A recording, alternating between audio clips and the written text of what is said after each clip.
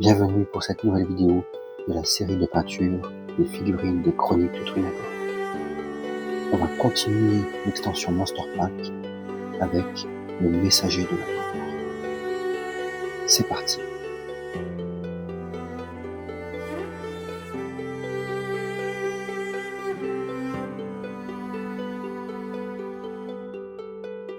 Avant de prendre le pinceau pour le messager de la mort, si le contenu vous plaît, si vous comptez vous en inspirer, si cela vous détend tout simplement de les regarder, ou si vous avez des critiques à faire, des observations, des questions, n'hésitez pas à laisser des commentaires, à mettre un j'aime sur les vidéos. Ça m'encourage pour la suite, même si moi je compte peindre toutes les figurines que j'ai en ma possession. C'est du travail que j'apprécie de vous donner, mais ça m'encourage aussi et ça fera tout bêtement monter l'algorithme et ça m'aidera donc pour cette chaîne YouTube que je viens de lancer.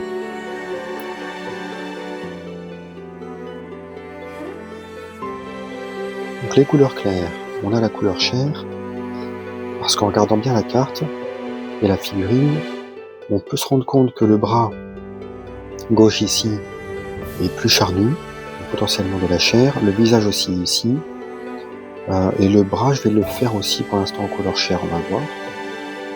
Et après avec la partie os, donc c'est comme si la chair était retirée du crâne, de la partie os au fur et à mesure, avec le crâne en pente.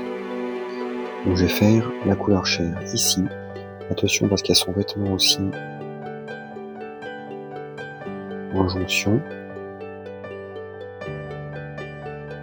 Et on ne veut pas une délimitation parfaite avec les os du crâne.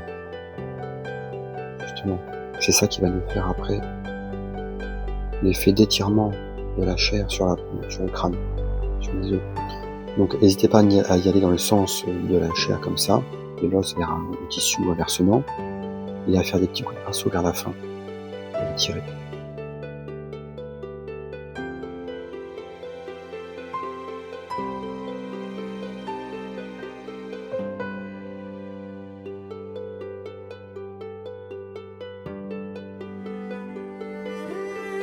Ensuite on a les bras, comme si la chair était encore accrochée un petit peu à l'os.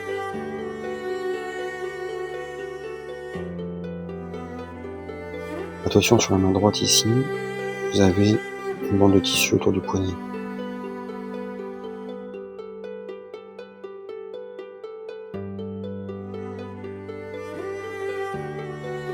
On a le pouce juste là.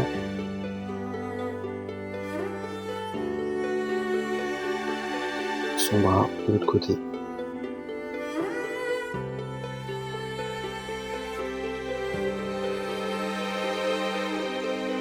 Pareil sur le poignet, il a une bande de tissu qui semble plus large.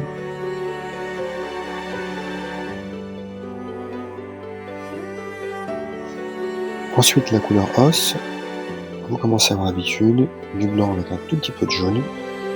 Et là on va faire son visage qui est plutôt en squelette. Et à l'inverse en fait, on va essayer de faire des traits de peinture dans le même sens qu'on avait fait la couleur chair, comme si la peau s'étirait sur ce visage.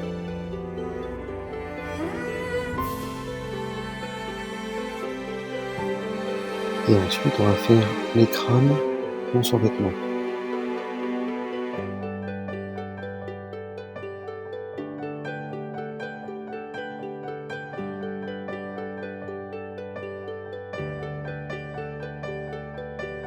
Donc je n'en vois que 3. Et après je vais faire les mandibules. Ce qui ressort de son dos, couleur os. Je vais éviter la pièce qui semble être sur l'articulation. Je vais éviter la pièce qui semble être sur l'articulation, qui semble être un tissu ou une armure.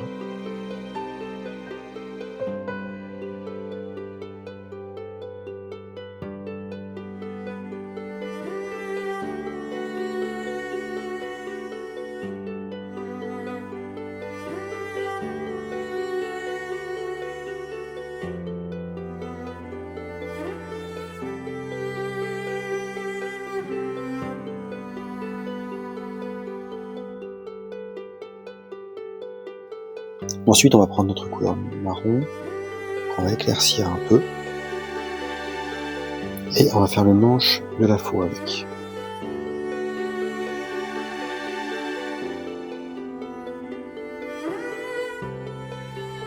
Donc on va faire attention au bout de tissu ici, à la main, en deux mains sur la faux, et la pièce de métal.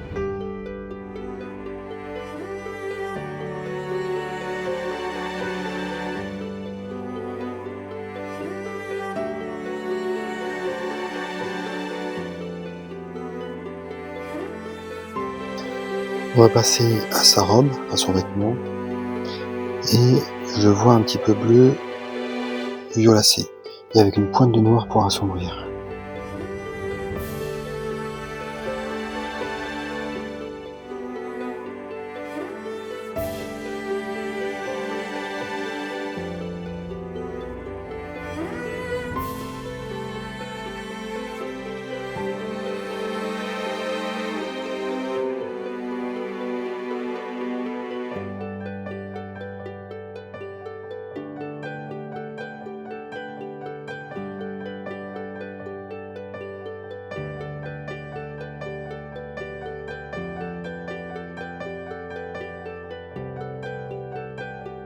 J'avais épargné les tissus sur ses bras, puisque pour faire des nuances, je verrai un petit peu plus tard.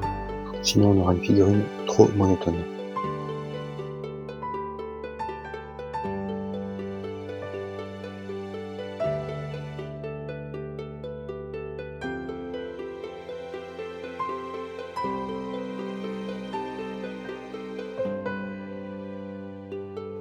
Ensuite, comme je disais, on va foncer un petit peu notre couleur, et pour ça je vais mettre un petit peu de marron.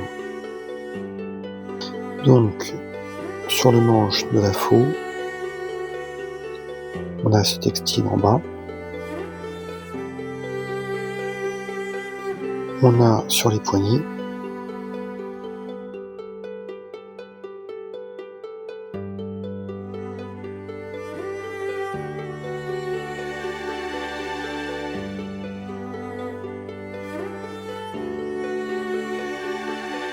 et on va passer aux couleurs métalliques.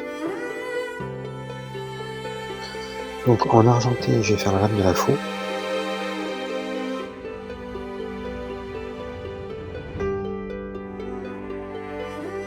Sans faire la chaîne avec la mini faux qui pend. Les deux côtés d'ailleurs.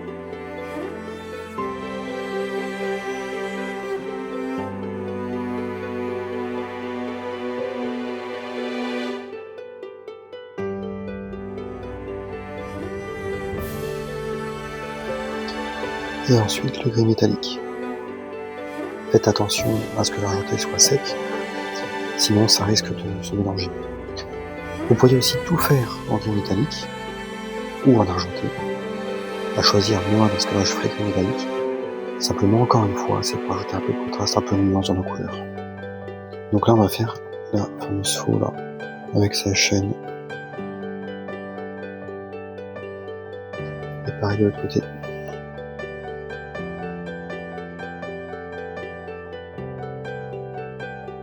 Ensuite, je vous avais dit que je voyais des pièces d'armure sur l'ossature.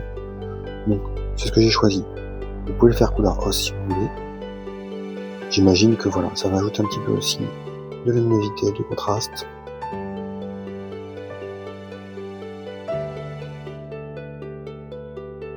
Oui, là justement, j'étais passé dessus pour mes gardes.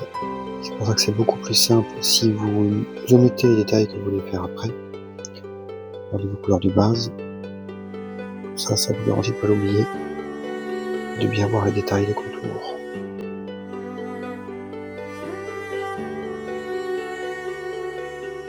Pour les lavis, on va commencer avec la Grax sur le manche de la faux. On essaye de vraiment pas déborder sur la robe. On verra pourquoi après.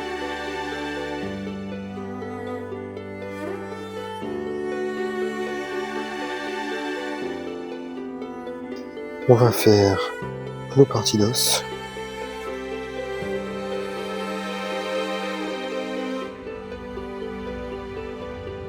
Vous voyez, si vous voyez que vous en avez mis trop, comme sur les crânes qui étaient là, hop, vous reprenez après avec le pinceau. Il n'y a pas de souci. Le but du lavis est d'en avoir assez généreusement pour aller dans les creux, sinon il ne sert à rien, mais pas trop pour ne pas les combler non plus.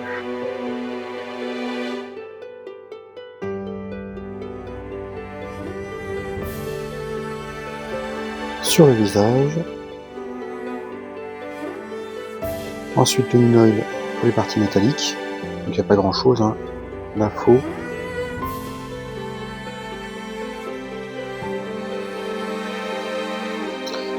Pièce d'armure. Donc c'est à cheval entre le lavis et les finitions, mais je peux pas décemment appeler ça du lavis puisque ça n'en est pas. Et ce n'est pas une peinture contraste sur le marché, donc je peux pas non plus dire que c'est de la finition pour moi. Bref, si vous avez du Drucky Violet de chez Citadel, c'est parfait, utilisez-le, pour la suite c'est parfait. Sinon, vous allez prendre du violet, du médium, et donc là on va appliquer ça par-dessus, afin de donner des tons violets sur l'ensemble du tissu.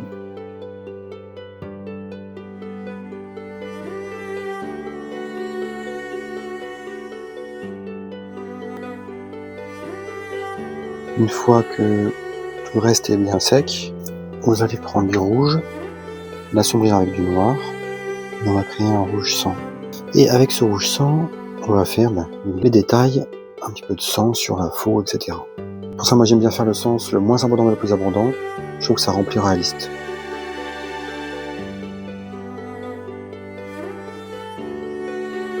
Pareil sur ces mandibules.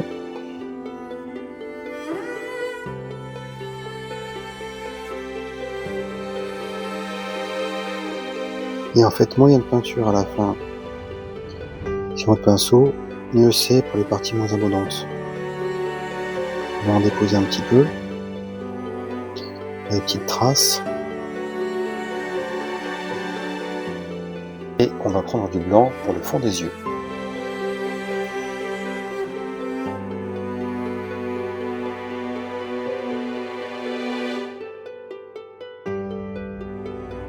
Et ensuite, classique si vous avez déjà vu les autres vidéos, on va faire Light Hermatic Blue pour l'effet d'aura, l'effet spectral.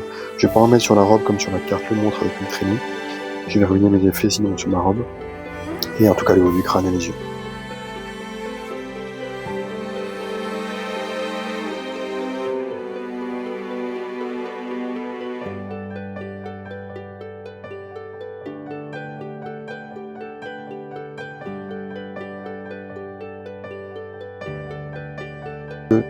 J'ai fait un test sur une des figurines. J'avais peur que le lavis me ruine mon effet sur la robe avec le bleu violet. Et en fait, je trouve qu'avec la Grax par-dessus la robe, ça rend bien. Ça ne masque pas l'effet violet que j'ai voulu faire. Et ça assombrit un petit peu. La robe en a encore plus dans les creux. Donc, vous avez compris, on va passer de la Grax sur le tissu.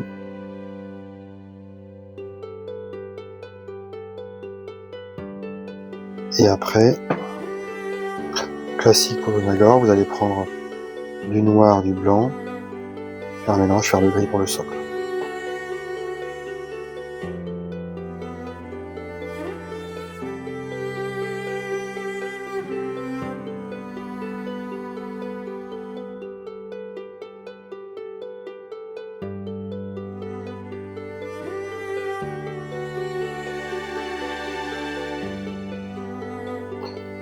Autour du socle en noir le temps que le gris sèche.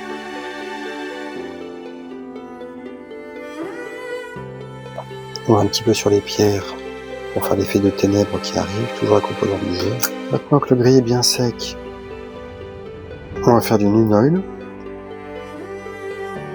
Pareil, vous avez l'habitude. Hein. Le socle de Dronagor, donc évidemment uniquement sur les parties grises.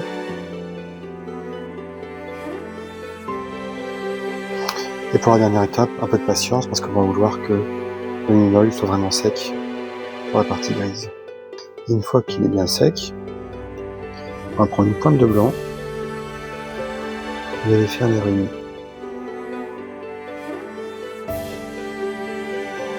Il ne s'agit pas que les runes soient blanches, mais d'éclaircir un peu. Et on va encore patienter un tout petit peu que ça sèche pour passer à la dernière étape. Et une fois que votre blanc sur les runes est sec, basiquement que toute la figurine est sèche, on va passer un peu d'Ethermatic Blue par-dessus. Il ne s'agit pas d'aller que dans la rune, hein, justement, mais hop, vous dessinez la rune. Et le fait d'avoir éclairci en blanc, elle va ressortir naturellement, et ça fera une aura autour de ces runes.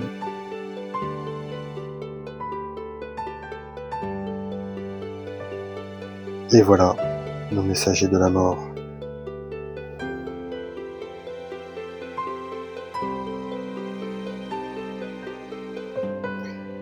Nos héros vont les affronter. Et s'en suivra un seigneur démon.